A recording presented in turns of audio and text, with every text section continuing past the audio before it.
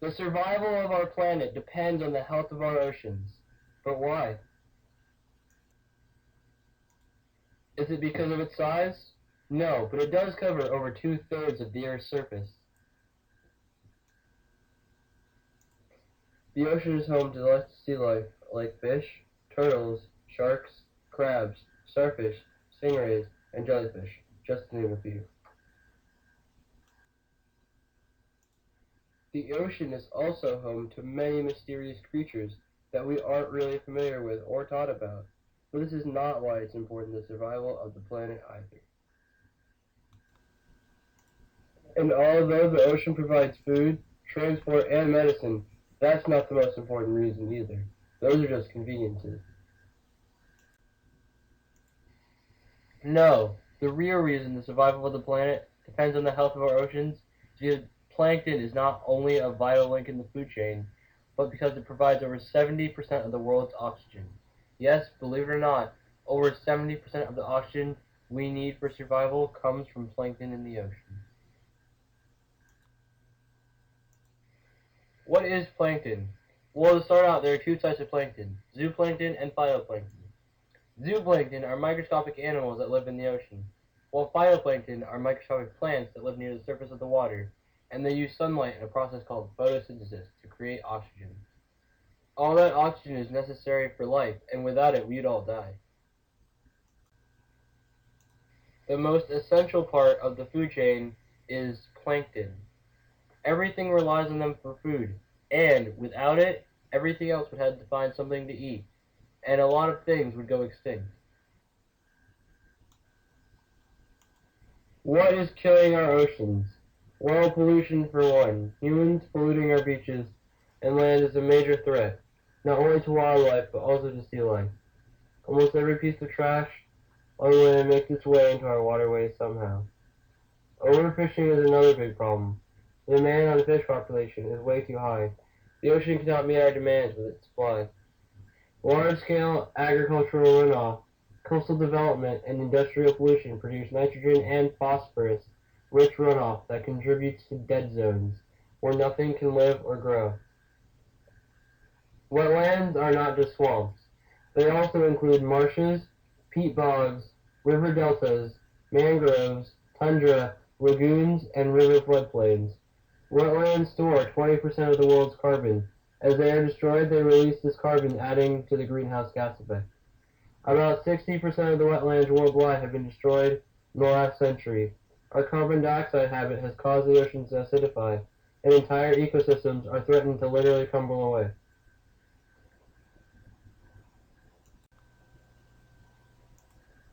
The biggest threat to not only our oceans, but our whole planet is the extreme climate change, otherwise known as global warming. Climate change is real and is happening because of human activities, namely pollution and the burning of oil and coal. We're seeing the effects all around us. Extreme weather events, droughts, warmer temperatures, polar ice melting, and sea level rising. During the 20th century, Earth's global average surface temperature rose by approximately 1.08 degrees Fahrenheit. Scientists expect Earth's temperature to continue increasing at a very rapid rate, very likely more than it did during the 20th century. Two anticipated results are rising global sea level and increasing frequency and intensity of heat waves, droughts, and floods. These changes will affect almost every aspect of human society, including economic prosperity, human and environmental health. In a warmer world, accessibility to food, water, raw material, and energy are likely to change. Human health, biodiversity, economic stability, and national security are also expected to be affected by climate change. With strong commitment to make and to change what we do and how we live, we, together, can and will stop climate chaos. What is being done to protect our oceans? Not enough. My generation did not create these environmental issues that threaten the health of our oceans and the very existence of our planet, but it will be up to us to solve them. We can and we will do it. There are thousands of organizations all over the world working hard every day to save our oceans. but they are made of individuals, just like you and me. Without individuals, these organizations can do nothing. That is why it is important that we all get involved in whatever way we can. Small changes by a large number of people will make a big difference. Before people will care about a problem, they have to know about it and understand the problem. So the first thing to do is make people aware. We can all do that. First, educate yourself about both the problems and the solutions. Then spread the word. When people understand that recycling just one can of soda can save enough energy to run a TV for 2 hours, they understand their actions matter and they can be a part of the solution. The problems that face the ocean are complex and serious, but some of the most effective solutions are very simple. Anyone, even kids, can go out and help at a beach pickup. I've done it, and so can you. Using energy-efficient light bulbs is so simple to do, and it can be just as easy as reminding your parents to buy them. Using reusable bags at the grocery store may save the life of a sea turtle or another marine life by keeping a plastic bag out of the ocean, where it could be mistaken and eaten. They will probably think it's a jellyfish. These are simple changes that we can all make if we understand how important they are. The future is in each of our hands, not the government's or big businesses, but yours and mine. Come accept the challenge. My name is Lionel Wright. I'm a 14-year-old who was born and lives in Orlando, Florida. I love to wakeboard, snorkel, kneeboard, and tube. As a Boy Scout, I spend a lot of time outdoors camping, fly fishing, canoeing, and kayaking. At school, I maintain good grades to stay on the honor roll. I am also on the varsity soccer team at school, and I fence. I'm a leader, serving as the ninth grade student representative for the PTA. I was on the freshman homecoming court. I also hold a leadership position in my troop. Being a leader is both a privilege and a responsibility, but it gives me a chance to be a role model and encourage other students to make a difference. I am a typical teenager, juggling schoolwork, sports, and a busy social life filled with many activities, but I always find the time to volunteer. I earned the President's Service Award, and volunteering has played a huge part in my life for many years.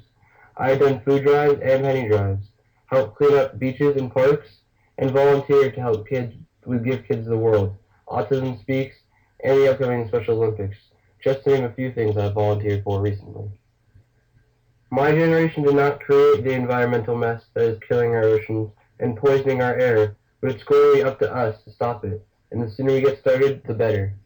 I am a global citizen because it is impossible to talk about environment and not realize that what happens on the other side of the world eventually affects the other side. No matter which country we live in, we share the same planet. We depend on the same water, air, and other natural resources to maintain life. When there is an oil spill in the Gulf of Mexico, it is a worldwide environmental problem. No matter which country is responsible, trash thrown carelessly into the ocean on one coast may wash ashore anywhere else. So, who am I? I am a student, an athlete, a son, a friend, a leader, a volunteer, a citizen of this planet we call Earth, and I want to leave it better than I found it. Why do I care? Well, the answer is kind of obvious. The oceans are the source of all life on Earth, and every day they continue to nurture us. They provide over 70% of the oxygen we breathe. They regulate our climate and our rainfall. They give us seafood. They relax us with their beauty. In return, many people treat the ocean as both a landfill and an endless provider. Its creatures are harvested to the point of extinction, and pollution, trash, and oil spills are happening every day.